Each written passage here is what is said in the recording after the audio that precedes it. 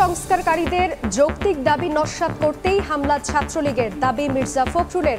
শিক্ষার্থীদের উস্কে দিচ্ছে দেশ বিরোধীরা, বললেন ওবায়দুল কাদের। মুক্তিযোদ্ধাদের আত্মত্যাগে দেশ স্বাধীন হয়েছে, তাদের সর্বোচ্চ সম্মান দিতেই হবে। ফেলোশিপ প্রদান অনুষ্ঠানে প্রধানমন্ত্রী বললেন, অনগ্রসর কেউ পিছিয়ে থাকবে না। চাকরির নাম করে সংযুক্ত আরব আমিরাতের বিভিন্ন নাইট ক্লাবে তরুণীদের বিক্রি, হাত বদল 3 থেকে 4 বার, চলে নির্যাতনও। বেঁচে ফেরাদের লোমহর্ষক বর্ণনা। অবশেষে ক্যাটাগরি 9-এ শাহ আমানত বিমানবন্দর। সব ধরনের বিমান অবতরণ উড্ডয়নের যোগ্যতা অর্জন, বাড়ানো হয়েছে রানওয়ে ও অগ্নি নির্বাপনের সক্ষমতা। এবং গুলিতে আহত হওয়ার পর কানে ব্যান্ডেজ নিয়ে জনসমক্ষে ট্রাম্প। প্রেসিডেন্ট প্রার্থী হিসেবে পেলেন দলের চূড়ান্ত মনোনয়ন, রানিং মেট করলেন ওহাইওর সিনেটর জেডি ভ্যান্সকে।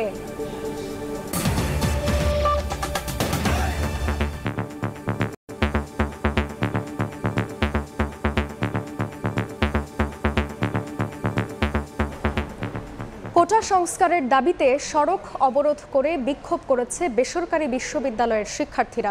রাজধানীর মিরপুর, নতুন বাজার, মেরুলবাড্ডা সহ বিভিন্ন গুরুত্বপূর্ণ মোড়ে সমবেত হয়ে বিক্ষোভ করেন তারা। যোগ দেন বিইউবিটি, ইউআইইউ, নর্থ সাউথ সহ বেশ কিছু বিশ্ববিদ্যালয়ের শিক্ষার্থীরা। তবে যে কোনো অপ্রীতিকর পরিস্থিতি এড়াতে সড়কে অবস্থান আছে আইন শৃঙ্খলা রক্ষা বাহিনীরও।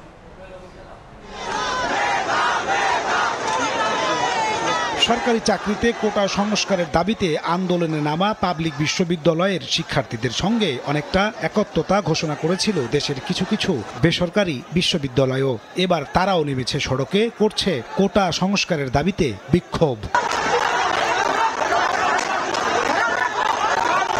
সড়কে অবস্থান নিতে গিয়ে সকালে বাধার সম্মুখীন হয়েছেন এমন দাবি তুলে ভাটারা থানা আওয়ামী লীগের সাধারণ সম্পাদকের বাড়ির ফটক ধাক্কাতে দেখা যায় বিক্ষোভরত শিক্ষার্থীদের। পুরো এলাকায় শিক্ষার্থীরা অবস্থান নেয়। এ সময় যান চলাচলও বাধার সম্মুখীন হয়। হামলা করছে হেলমেট বাহিনী, আমরা সেটা প্রতিরোধ করে আমরা আজকেও আমাদের কর্মসূচি চালিয়ে যাব।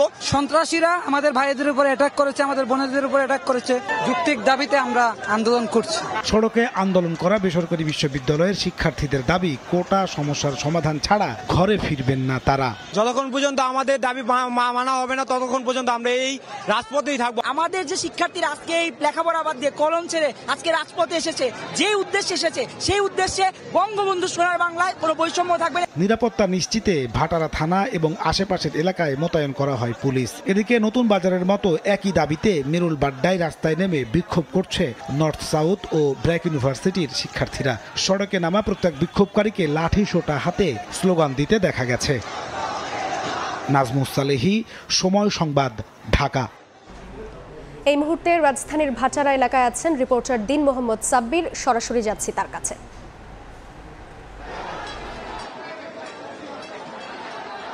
রাজধানীর নতুন বাজার এলাকার ভাটারা থানার সামনে আমি এই মুহূর্তে অবস্থান করছি।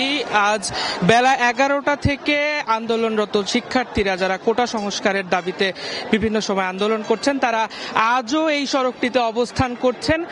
আসলে সকাল থেকে তাদের এই আন্দোলনে অংশগ্রহণের পূর্বে তাদের সঙ্গে কয়েক দফা সংঘর্ষ হয়। এরপরে আসলে মূলত তারা এই যে সড়কটি রয়েছে এই সড়কটিতে তারা নানা ধরনের দাবি দেওয়া সংবলিত ফেস্টুন, ব্যানার, প্ল্যাকার্ড নিয়ে তারা আন্দোলন করছেন এবং বিভিন্ন সময় এই আন্দোলনরত শিক্ষার্থীরা আমরা দেখতে পেয়েছি আসলে তারা তাদের প্রতিবাদ মুখর যে স্লোগানগুলো সেই স্লোগান এই রাজপথ উত্তাল করে রেখেছে। একই সঙ্গে আপনাদেরকে আরো একটু জানিয়ে রাখতে চাই, আমরা যেমনটি দেখছিলাম আসলে সকাল থেকেই এই আন্দোলনরত শিক্ষার্থীরা যে সড়কটি অবরোধ করে রেখেছে, এই অবরোধের ফলে এখানে যে স্বাভাবিক যান চলাচল সেই যান চলাচল অনেকটাই বাধাগ্রস্ত হয়েছে। একই সঙ্গে আমরা এই শিক্ষার্থীদের যে বিষয়গুলো দেখেছি, অর্থাৎ জরুরি সেবা, অর্থাৎ অ্যাম্বুলেন্স সহ মানুষের প্রয়োজনীয় যে যানবাহনগুলো রয়েছে এই যানবাহনগুলো পারাপারের সময় এই শিক্ষার্থীরা সেই ক্ষেত্রেও ব্যাপকভাবে সহযোগিতা করেছে। আপনারা দেখছেন এখনো কিন্তু যে এই আন্দোলনরত শিক্ষার্থী যারা রয়েছে তারা ব্যাপকভাবে স্লোগান দিচ্ছেন এবং তারা ব্যানার, ফেস্টুন, প্ল্যাকার্ড উঁচিয়ে তাদের যে দাবির বিষয়গুলো রয়েছে সেই বিষয়গুলো তারা আসলে জানানোর চেষ্টা করছেন। দর্শক, দর্শক আপনাদের আমরা দেখানোর চেষ্টা করছি এই মুহূর্তে এই রাজধানীর বাড্ডা অর্থাৎ রাজধানীর যে নতুন বাজারের পার্শ্ববর্তী বেশ কয়েকটি প্রাইভেট বিশ্ববিদ্যালয় রয়েছে, অর্থাৎ বেসরকারি বিশ্ববিদ্যালয়, অর্থাৎ daffodil international university, Dhaka international university, southern university, UITS সহ বেশ কয়েকটি বিশ্ববিদ্যালয়ের যারা শিক্ষার্থী রয়েছে, যারা কিনা কোটা সংস্কারের দাবিতে আন্দোলনে নেমেছেন, তাদের আসলে উপস্থিতি আমরা দেখেছি। এছাড়াও বিভিন্ন সময় এই সড়কে তারা আসলে নানা ধরনের স্লোগান নিয়ে আসলে বিক্ষোভ মিছিলও কিছুক্ষণ পর পর তারা করছেন। এবং এক কথায় যদি আপনাদেরকে একটু জানিয়ে রাখতে চাই, এই আন্দোলনরত শিক্ষার্থীরা তাদের দাবি আমাদেরকে যেমনটি জানিয়েছেন যে আসলে দাবি আদায় না হওয়া পর্যন্ত তারা এই সড়ক ছাড়বেন না, এবং তারা আসলে দাবি আদায় না হওয়া পর্যন্ত এই আন্দোলনে অনড় অবস্থান রাখবেন বলে আমাদেরকে জানিয়েছেন। আপনারা দেখছেন যে আসলে এই ভাটারা থানার সামনে এখনো এই যে ছোট ছোট মিছিল নিয়ে তারা আসলে এই যে আন্দোলন, তারা সেই আন্দোলনটি বেগবান করার চেষ্টা করছেন। তো আসলে এছাড়াও আমরা আপনাদেরকে একটু জানিয়ে রাখতে চাই, রাজধানীর মেরুল বাড্ডা এলাকায় একইভাবে সড়ক অবরোধ করে অবস্থান নিয়েছেন নর্থ সাউথ এবং ব্র্যাক বিশ্ববিদ্যালয় সহ বেশ কয়েকটি বেসরকারি বিশ্ববিদ্যালয়। তো আসলে এই সড়ক অবরোধে বেসরকারি বিশ্ববিদ্যালয় শিক্ষার্থীদের অবস্থান কর্মসূচির এই ছিল আমার কাছে সর্বশেষ। সরাসরি ছিলাম রাজধানীর ভাটারা এলাকা। এই মুহূর্তে বরিশালে BM কলেজের সামনে আছেন রিপোর্টার অপূর্ব অপু, খুলনার শিববাড়ি মোড়ে আব্দুল্লাহ আল মামুন রুবেল এবং চট্টগ্রাম 16 শহর রেল স্টেশনে আছেন পার্থপ্রতিম বিশ্বাস। সরাসরি প্রথমেই যাচ্ছি বরিশালে অপুর কাছে।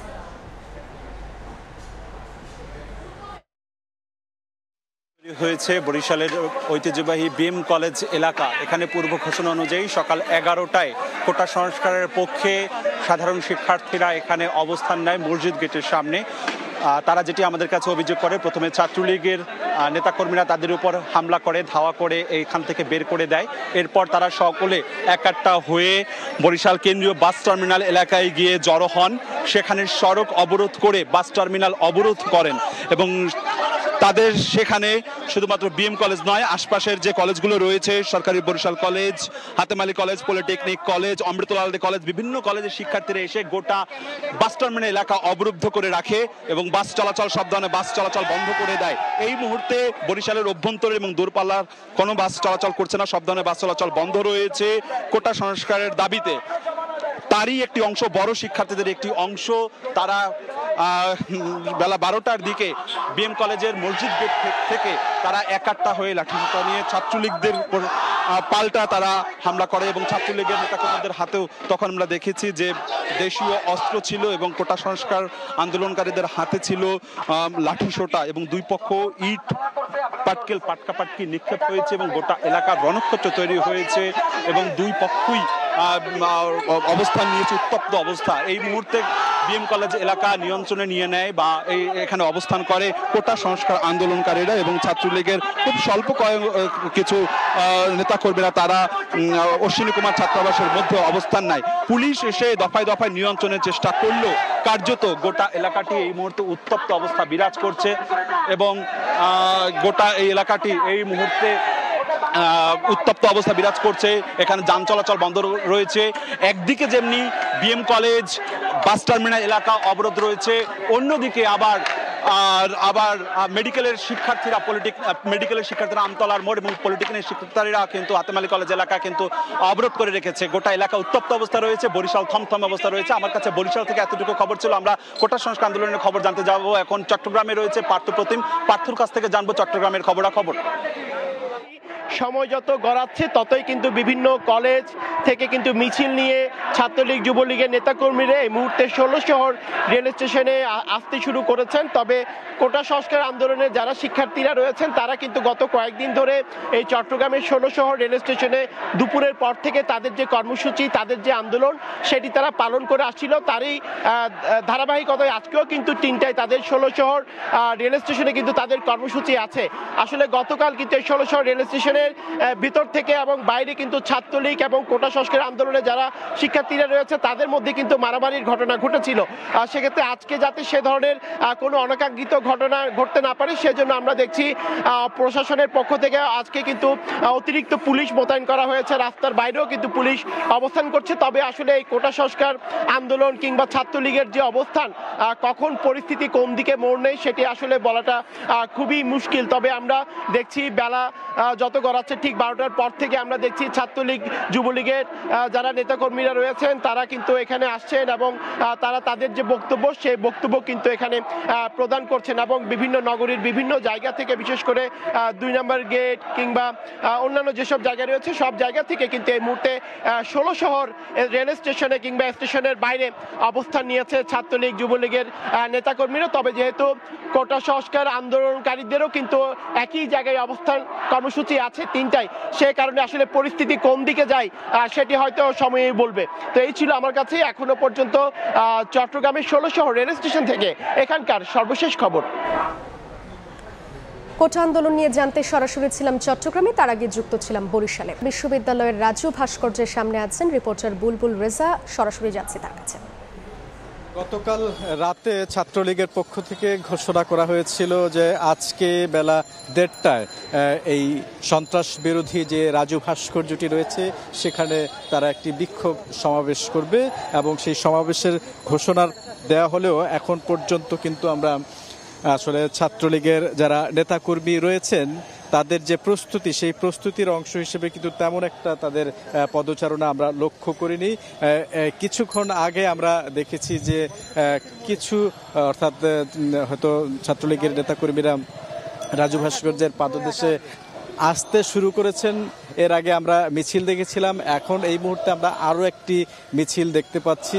এই মিছিলটি এই প্রথম একটি মিছিল নিয়ে কিন্তু তারা এই রাজু ভাস্কর্যের সামনে আসলেন। যদিও কথা ছিল 1:30টার দিকে। আমরা কেন্দ্রীয় নেতাদের সঙ্গে কথা বলেছিলাম ছাত্রলীগের, তারা বলছেন যে তারা প্রস্তুতি নিচ্ছেন, তারা কিছুক্ষণের মধ্যেই এই যে রাজু ভাস্কর্য সেই রাজু ভাস্কর্যের সামনে আসবেন। গতকাল সারা দিন অর্থাৎ সেই দুপুর থেকে শুরু করে রাত পর্যন্ত তাদের দাবি যে দফায় দফায় সংঘর্ষ হয়েছিল, সেখানে কোটা সংস্কার আন্দোলনের যারা নেতৃত্ব দিচ্ছিলেন বা কোটা সংস্কার আন্দোলনকারী যারা ছিলেন তারা এই ছাত্রলীগের যারা নেতাকর্মী তাদের উপর প্রথমে হামলা করেছেন, পরবর্তীতে সংঘর্ষ শুরু হয়েছে। সেই সংঘর্ষে কিন্তু দুই পক্ষেরই পাল্টা ধাওয়ার ঘটনা প্রত্যক্ষ করেছি আমরা সবাই। এরপরে আমরা বিশ্ববিদ্যালয় প্রশাসনের সঙ্গেও কথা বলেছি আজকে সকালে। তারা যেমনটি জানিয়েছেন যে গতকালকের যে ঘটনা সেখানে আসলে দুই পক্ষেরই দায় রয়েছে, তারা দুই পক্ষই বহিরাগতদেরকে এই ক্যাম্পাসে প্রবেশ করিয়েছেন। তবে বিশ্ববিদ্যালয় প্রশাসন সতর্ক অবস্থানে রয়েছে, তারা এই বিষয়গুলো দেখছেন, প্রয়োজনে তারা আইন শৃঙ্খলা রক্ষাকারী বাহিনীর সহায়তা নেবেন এবং নাশকতাকারী যারা রয়েছেন যদি নাশকতার কেউ চেষ্টা করেন সেক্ষেত্রে বিশ্ববিদ্যালয়ের যে বিধি রয়েছে সেই বিশ্ববিদ্যালয়ের বিধি অনুযায়ী বিশ্ববিদ্যালয় কর্তৃপক্ষ তাদের বিরুদ্ধে ব্যবস্থা নেবেন। তবে যে কোনো সময় অর্থাৎ কিছুক্ষণের মধ্যেই ছাত্রলীগের কেন্দ্রীয় নেতারা এখানে আসবেন, তারা বক্তব্য দেবেন এবং তাদের হয়তো পরবর্তী কর্মসূচি তারা ঘোষণা করবেন। তো এখন পর্যন্ত এই ছিল ঢাকা বিশ্ববিদ্যালয়ের রাজু ভাস্কর্যের সামনে থেকে আমার কাছে সবশেষ তথ্য। সরাসরি ছিলাম রাজু ভাস্কর্যের সামনে। এদিকে কোটা বিরোধীদের বিক্ষোভে উত্তাল জাহাঙ্গীরনগর বিশ্ববিদ্যালয়। ক্যাম্পাসের প্রধান ফটকে অবস্থান নিয়ে বিক্ষোভ করছেন শিক্ষার্থীরা। পরিস্থিতি সামাল দিতে জরুরি সিন্ডিকেট সভায় বসেছে বিশ্ববিদ্যালয় প্রশাসন। সকাল থেকেই কোটা সংকট সমাধানের দাবিতে ক্যাম্পাসের বিভিন্ন এলাকায় খণ্ড খণ্ড মিছিল করতে থাকে শিক্ষার্থীরা। তাদের দাবি, গত রাতে উপাচার্যের বাসভবনে সাধারণ শিক্ষার্থীদের ওপর হামলা করেছে ছাত্রলীগ এবং বহিরাগত কিছু মানুষ। এর প্রতিবাদে ক্যাম্পাসের মূল ফটকে প্রক্টরের গাড়ি আটকে দিয়ে বিক্ষোভ করে শিক্ষার্থীরা। ক্যাম্পাসে ঢুকতে বাধা পেয়ে পরে ফিরে যান প্রক্টোরিয়াল বডির সদস্যরা। এমন পরিস্থিতিতে জরুরি সিন্ডিকেট সভায় বসেছেন বিশ্ববিদ্যালয় কর্তৃপক্ষ। নিরাপত্তা নিশ্চিত করতে বহিরাগত ঠেকাতে ক্যাম্পাসের সব ফটক বন্ধ করা হচ্ছে বলে জানান জাবির প্রক্টর।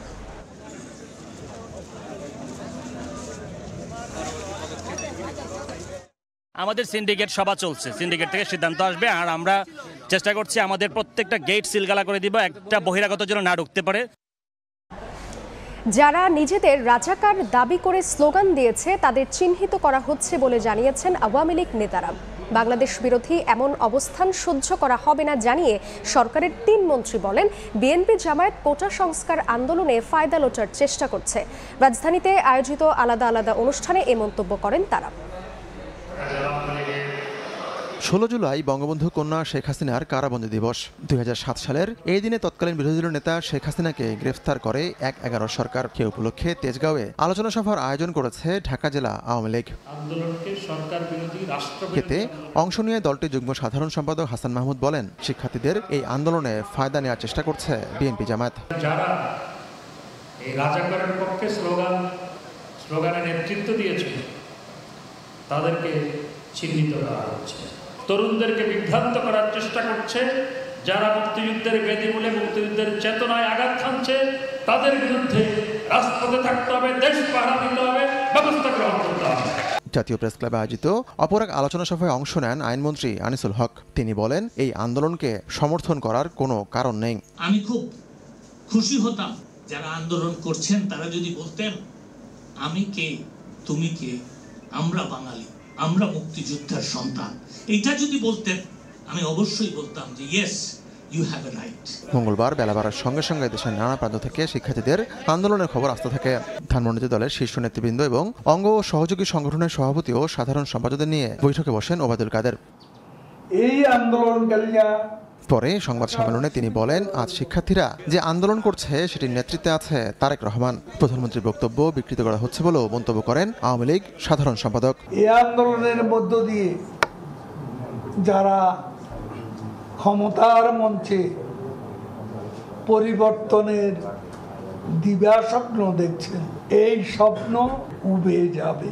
স্বাধীনতা সার্বভৌমত্বকে যেই আন্দোলন টার্গেট করে, মুক্তিযুদ্ধকে টার্গেট করে, সেই আন্দোলন আমরা মোকাবিলা করব। মুক্তিযুদ্ধ বাংলাদেশের পক্ষে অবস্থান না নিয়ে রাজাকারদের পক্ষে অবস্থান কেন, শিক্ষার্থীদের দিকে এমন প্রশ্ন ছুড়ে দেন ওবায়দুল কাদের। শিক্ষক শিক্ষার্থীদের রক্তস্নাত। হাতিকুর রহমান তমাল, সময় সংবাদ, ঢাকা। ছাত্রদের যৌক্তিক দাবি নস্যাৎ করতে সরকার অস্ত্রধারী ছাত্রলীগকে মাঠে নামিয়েছে বলে দাবি করেছেন বিএনপি মহাসচিব মির্জা ফখরুল ইসলাম আলমগীর। সকালে প্রেস ক্লাবে তিনি বলেন, পরিকল্পিতভাবে শিক্ষার্থীদের ওপর বর্বর হামলা চালিয়েছে ছাত্রলীগ।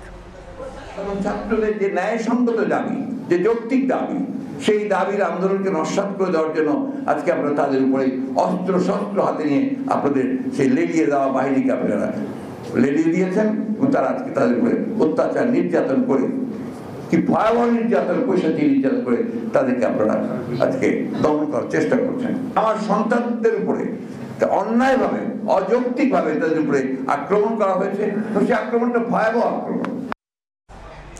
যাদের ত্যাগের মাধ্যমে স্বাধীন হয়েছে দেশ, সেই বীর মুক্তিযোদ্ধাদের যুগ যুগ ধরে সর্বোচ্চ সম্মান দিতেই হবে।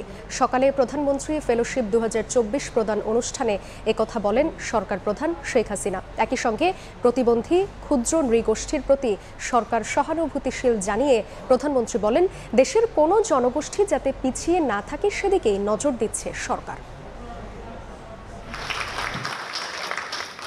কেউ জনপ্রশাসনের কর্মকর্তা, কেউ বা কলেজ বিশ্ববিদ্যালয়ের শিক্ষক, কেউ শিক্ষার্থী, আছেন প্রাথমিক বিদ্যালয়ের সহকারী শিক্ষকও। তাদের সবাই হার্ভার্ড, অক্সফোর্ড, স্ট্যানফোর্ডের মতো বিশ্বের প্রথম সারির বিশ্ববিদ্যালয়ে উচ্চশিক্ষা নিতে যাচ্ছেন প্রধানমন্ত্রী ফেলোশিপের আওতায়। মঙ্গলবার প্রধানমন্ত্রী কার্যালয়ে চলতি বছর স্নাতকোত্তর পর্যায়ে 38 জন ও পিএইচডিতে 11 জন নির্বাচিত ফেলোর হাতে প্রধানমন্ত্রী ফেলোশিপ অ্যাওয়ার্ড তুলে দেন সরকার প্রধান শেখ হাসিনা। এ সময় গবেষণা, মানব সম্পদ ও শিক্ষার মান উন্নয়নে আওয়ামী লীগ সরকারের নানামুখী পদক্ষেপ তুলে ধরেন প্রধানমন্ত্রী। বলেন, 96-এ সরকার গঠনের পর ফেলোশিপ দেওয়া শুরু করলেও ক্ষমতার পালাবদলে তা বন্ধ করে দেওয়া হয়েছিল। আর এসবের পুনরাবৃত্তি রুখতে ভবিষ্যতে ট্রাস্ট ফান্ড গঠনের পরিকল্পনার কথা তুলে ধরেন শেখ হাসিনা। 2001-এ সরকার আসতে পারলাম না, বিএনপি ক্ষমতা এসেই আমাদের সেই ফেলোশিপটা বন্ধ করে দিল। এই বন্ধ করার ফলে অনেকে মাঝপথেই তাদের ওখান থেকে ছেড়ে চলে আসতে হয়েছিল। আর অনেকে কষ্ট করে থেকে গিয়েছিল সেটা সম্পন্ন করতে, আর অনেকে যাবার সুযোগই পায়নি। সরকারি চাকুরিতে কোটা তুলে দেওয়ার দাবিতে যখন মাঠে নেমেছে একদল শিক্ষার্থী, তখন সরকার প্রধানের সাফ বার্তা, পিছিয়ে থাকা জনগোষ্ঠীর প্রতি সহানুভূতিশীল থাকবে সরকার, আর সর্বোচ্চ সম্মান দিতে হবে বীর মুক্তিযোদ্ধাদেরও। কোনো কেউ অবহেলিত থাকবে না। আমাদের এখানে ক্ষুদ্র নৃগোষ্ঠী আছে, প্রতিবন্ধী আছে, অটিস্টিক আছে, এবং তাদের সকলেরই প্রতি আমাদের যথেষ্ট সহানুভূতিশীল আমরা, তারা যেন সমাজের সব রকম সুযোগ সুবিধা পায়। আর সবচেয়ে বড় কথা, যারা মুক্তিযোদ্ধা তাদের এই আত্মত্যাগের মধ্য দিয়েই আমাদের বিজয় অর্জিত হয়েছে, কাজে তাদের সবসময় সর্বোচ্চ সম্মান দিতে হবে। আমি জানি এর মধ্যে অনেকেই হয়তো আমাদের দলের সমর্থনে অন্য জায়গায় চলে গেছেন, বা অনেকের অনেক কিছু থাকতে পারে, যে যেখানেই যাক সেটা আমার কাছে বিবেচ্য না। আমার কাছে বিবেচ্য যে তারা তাদের সর্বস্ব ত্যাগ করে এই দেশকে স্বাধীন করে বিজয় এনে দিয়েছে। এ সময় জনগণ যাতে প্রকৃত সেবা পায় তা নিশ্চিতে প্রশাসনের কর্মকর্তাদের তাগিদ দেন সরকার প্রধান। ফারুক ভিয়া, রবিন, সময় সংবাদ, ঢাকা। বাংলাদেশের কোটা সংস্কার আন্দোলন ইস্যুতে হওয়া সহিংসতায় উদ্বেগ জানিয়েছে যুক্তরাষ্ট্র। সোমবার মার্কিন পররাষ্ট্র দফতরের প্রেস ব্রিফিংয়ে মুখপাত্র ম্যাথিউ মিলার বলেন, এ বিষয়ে অবগত আছে বাইডেন প্রশাসন। তবে বাংলাদেশের গণমাধ্যমে কোনো শিক্ষার্থী নিহতের বিষয়টি না এলেও নিজ বক্তব্যে দুজনের মৃত্যুর কথা বলেন মিলার। ওয়াশিংটন ডিসি থেকে দস্তগীর জাহাঙ্গীরের রিপোর্টে বিস্তারিত। গেল কয়েকদিন ধরেই কোটা সংস্কার আন্দোলনে উত্তাল বাংলাদেশ। সরকারি চাকরিতে কোটা সংস্কারের দাবিতে ঢাকা ও ঢাকার বাইরে প্রধান সড়ক অবরোধ, বিক্ষোভ সমাবেশ সহ নানা কর্মসূচি পালন করে শিক্ষার্থীগণ। ঘটে সংঘর্ষের ঘটনাও। এ ঘটনায় উদ্বেগ জানিয়েছে যুক্তরাষ্ট্র। সোমবার মার্কিন পররাষ্ট্র দপ্তরের নিয়মিত প্রেস ব্রিফিংয়ে এ বিষয়ে প্রশ্ন করা হয় মুখপাত্র ম্যাথিউ মিলারকে। জবাবে তিনি বলেন, এই আন্দোলনের বিষয়ে অবগত আছে যুক্তরাষ্ট্র। We are aware of and are monitoring reports of widespread student protests in Dhaka and around Bangladesh that have killed 2 and attacked and injured hundreds. The freedom of expression and peaceful assembly are essential building blocks of any thriving democracy, and we condemn any violence against peaceful protesters. Our thoughts are with those who have been impacted by this violence. নিজ বক্তব্যে চলমান কোটা আন্দোলনের সময় 2 শিক্ষার্থী নিহতের কথাও উল্লেখ করেন ম্যাথিউ মিলার। তবে এ তথ্য তিনি কোথায় পেয়েছেন কিংবা কিভাবে নিশ্চিত হয়েছেন তা জানাননি মার্কিন পররাষ্ট্র দপ্তরের মুখপাত্র। দস্তগীর জাহাঙ্গীর, সময় সংবাদ, ওয়াশিংটন ডিসি। কোটা সংস্কার আন্দোলন নিয়ে মার্কিন পররাষ্ট্র দফতরের মুখপাত্রের বক্তব্য ভিত্তিহীন, এমন মন্তব্য আন্দোলনকে উস্কে দিতে পারে বলে জানিয়েছে পররাষ্ট্র মন্ত্রণালয়।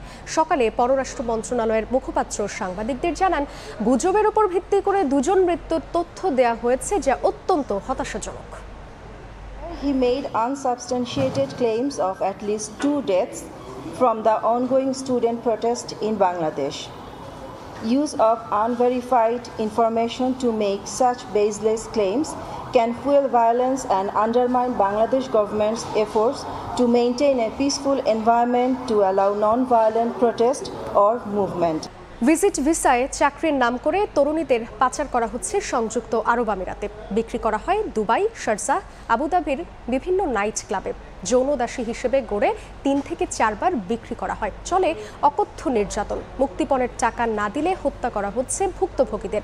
সংঘবদ্ধ পাচারকারী চক্রের হাত থেকে অর্ধমৃত হয়ে বেঁচে ফেরা 2 নারীর জবানবন্দিতে উঠে এসেছে লোমহর্ষক কাহিনী।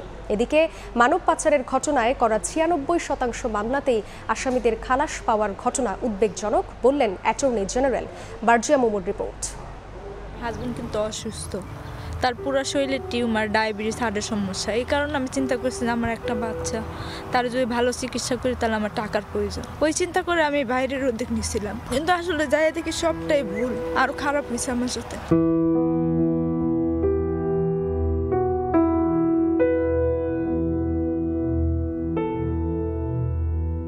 যন্ত্রণা আর বিভীষিকা ঝরে পড়ছে অশ্রু হয়ে। মানব পাচারকারীদের কালো থাবায় পিষ্ট আরেকটি জীবন, আরেকটি পরিবার। অসুস্থ স্বামীর চিকিৎসা, সন্তানের পড়াশোনা আর সংসারের হাল ধরতে হিমশিম খাওয়া ফাতিমাকে পূর্ব পরিচিত এক নারী প্রতিবেশী প্রস্তাব দেয় সংযুক্ত আরব আমিরাতে ভালো বেতনে রেস্তোরাঁয় চাকরির সুযোগ। ঢাকা থেকে দুবাইয়ের দেইরা এলাকায় পৌঁছালে উপকারী ব্যক্তির মুখোশ উন্মোচিত হয়। ফাতিমার গন্তব্য হয় একটি নাইট ক্লাবে। রোহান ভাই জয়বুল ভাইয়ের কাছে আমার পাঠাইছে দুবাই। যাই দেখি কোনো রেস্টুরেন্ট না, ওইটা ডান্স ক্লাব। কথা না শুনলে আমার মায়ের দৌড়, খাবারের সাথে ওষুধ খাওয়াই দিত। আমরা একটা রুমে 28টা মেয়ে ছিলাম। 4.5 মাসের নরক যাত্রায় নাইট ক্লাব থেকে শারজাহ, আবুধাবিতে ফাতিমা বিক্রি হয় আরও 3 বার। মাথা গোজার ঠাই ভিটে বিক্রি করে মুক্তিপণের 2 লক্ষ টাকা দিয়ে আধ মরা হয়ে দেশে ফেরত আসেন ভুক্তভোগী নারী। তার ভাষ্য, তিনি বেঁচে ফিরলেও বন্দিশালায় প্রাণ হারিয়েছেন অনেকে। অর্ধশত তরুণী এখনো বন্দী পাচারকারীদের হাতে। শাস্তি এমন শাস্তি দেয় যেন ওইগুলো দেখে মানুষ ভয় পায়, যে নেক্সটের জন্য কোনো মেয়ে বাইরে পালানোর জন্য আর উদ্যোগ নেয় নাই। কিস্তিতে গাড়ি ছিল, ওটাকে বিক্রি করে ডেমরা স্টাফ কোয়ার্টার তাদের টাকা দিচ্ছে 1 লাখ, আর চিরাং যে দালাল আছে ওরা দিচ্ছে 1 লাখ।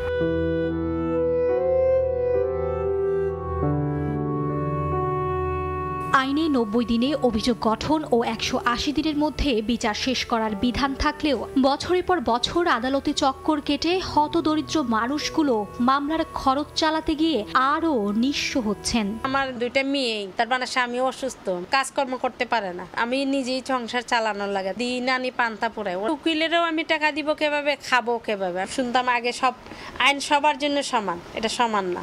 বর্তমানে 10 বছরেরও বেশি সময় ধরে বিচারাধীন রয়েছে ভুক্তভোগীদের করা 145টি মামলা। 5 বছরের বেশি সময় ধরে বিচারাধীন মামলার সংখ্যা 478টি।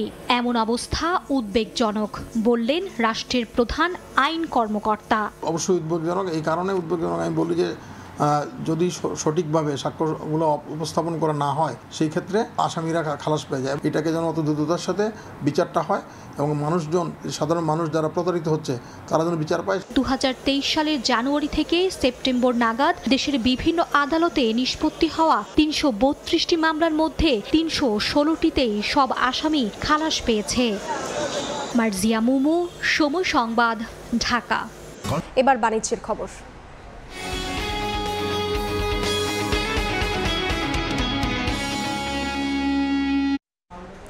আন্তর্জাতিক রূপ পাওয়ার 2 যুগ পর অবশেষে ক্যাটাগরি 9-এ উন্নীত করে সব ধরনের বিমান অবতরণ এবং উড্ডয়ন সক্ষমতার ঘোষণা দিয়েছে চট্টগ্রাম শাহ আমানত বিমানবন্দর কর্তৃপক্ষ। এয়ারলাইন্সগুলোর চাহিদা অনুযায়ী রানওয়ের সামর্থ্য 64 থেকে 90 পিসিএনে উন্নীত করার পাশাপাশি স্পেন থেকে আনা হয়েছে অত্যাধুনিক 3টি ফায়ার ফাইটিং ভেহিকল। শাখাউত টিপুর ক্যামেরায় বিস্তারিত জানাচ্ছেন কমল দে। চট্টগ্রাম শাহ আমানত বিমানবন্দরের রানওয়েতে পানি ছিটাতে ছিটাতে দ্রুত গতিতে ছুটে চলছে ফায়ার ফাইটিং ভেহিকেল, যেন বড় কোনো বিপর্যয় প্রতিরোধের চেষ্টা তাদের। ইন্টারন্যাশনাল রুটের বড় ফ্লাইট নামাতে আগে সক্ষমতা বাড়ানো হয়েছিল, রানওয়ের প্রয়োজন ছিল অগ্নি নির্বাপন ব্যবস্থার সক্ষমতা বাড়ানো। এরই অংশ হিসেবে বিদেশ থেকে আনা হয়েছে 3টি অত্যাধুনিক গাড়ি।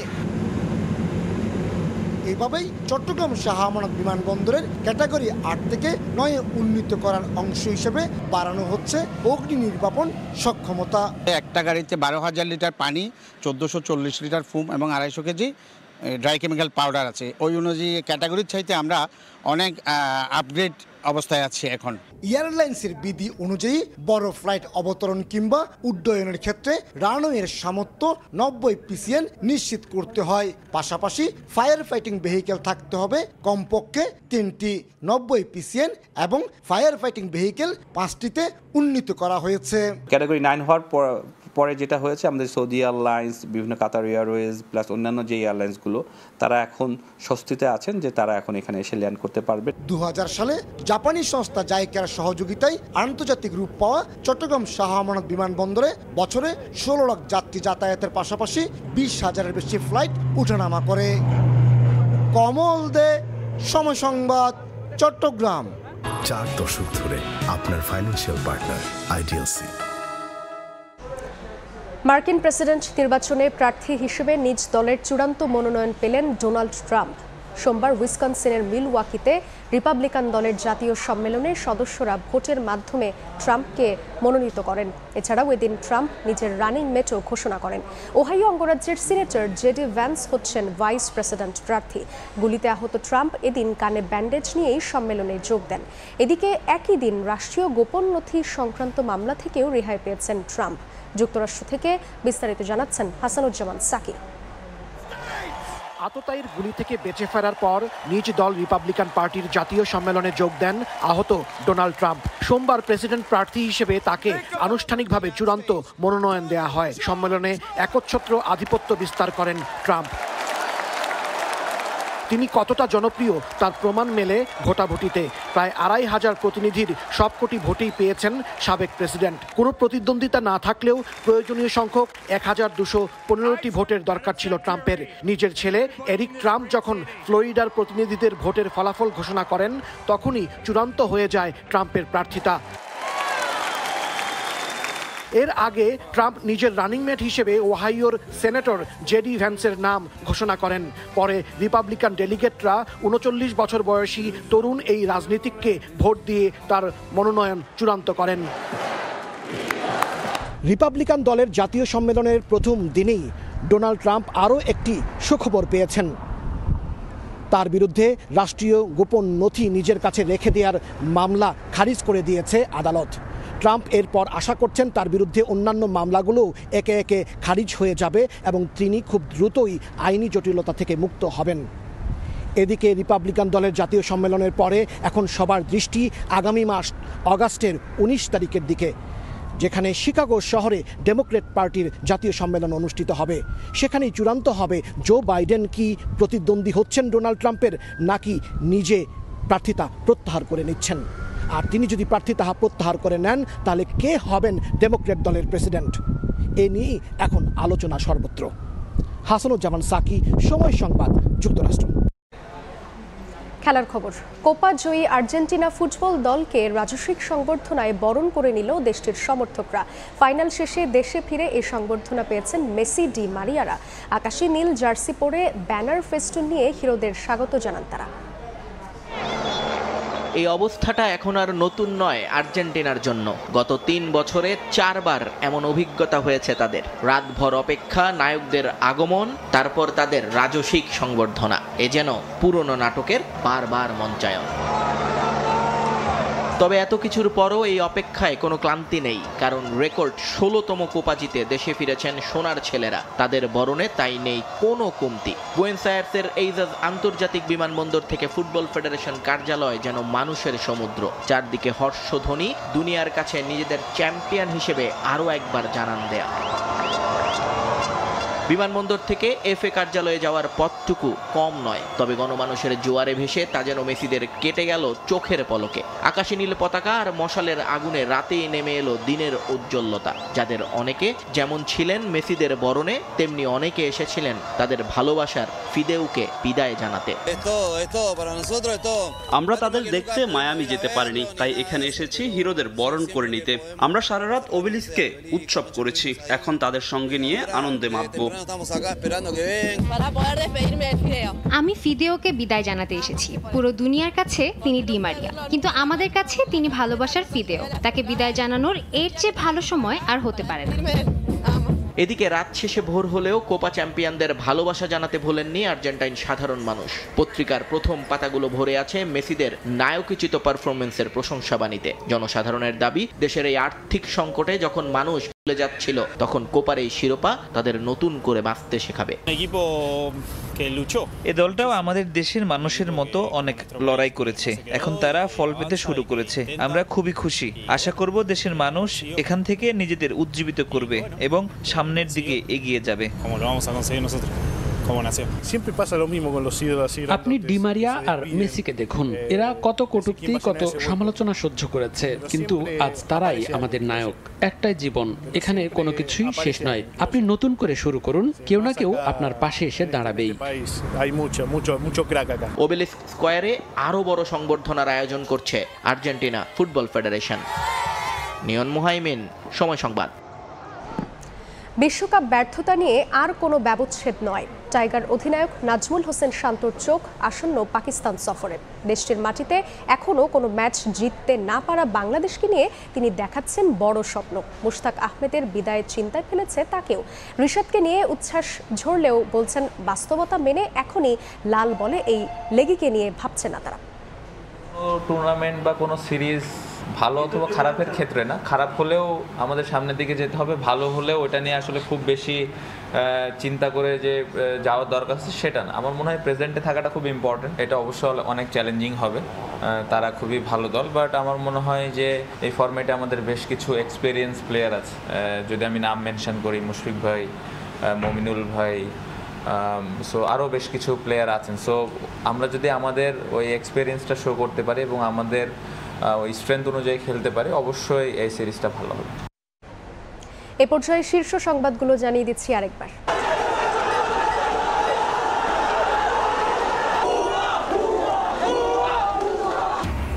হামলার প্রতিবাদে রাজপথে কোটা সংস্কার আন্দোলনকারীরা। রাজধানী সহ দেশের বিভিন্ন স্থানে সড়ক মহাসড়ক অবরোধ। ছাত্রলীগের সঙ্গে ধাওয়া পাল্টা ধাওয়া। কোটা সংস্কারকারীদের যৌক্তিক দাবি নস্যাৎ করতেই হামলা ছাত্রলীগের। দাবি মির্জা ফখরুলের। শিক্ষার্থীদের উস্কে দিচ্ছে দেশবিরোধীরা, বললেন ওবায়দুল কাদের। এবং মুক্তিযোদ্ধাদের আত্মত্যাগে দেশ স্বাধীন হয়েছে, তাদের সর্বোচ্চ সম্মান দিতেই হবে। ফেলোশিপ প্রদান অনুষ্ঠানে প্রধানমন্ত্রী বললেন অনগ্রসর কেউ পিছিয়ে থাকবে না।